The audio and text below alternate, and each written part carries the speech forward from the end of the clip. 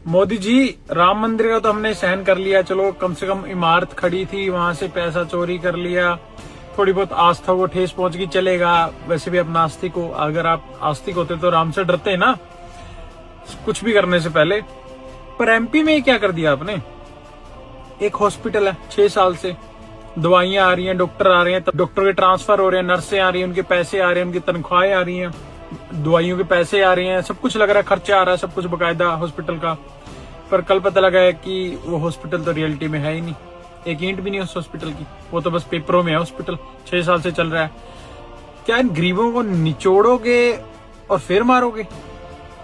कुछ तो छोड़ दो देश में, मंदिर से लेके हॉस्पिटल, कुछ तो छोड़ दो मोदी जी। शर्म, थोड़ी बहुत शर्म करके देश ही छोड़ दो। ले लो जाके यूके में या फिर बांग्लादेश में शरण, प्लीज।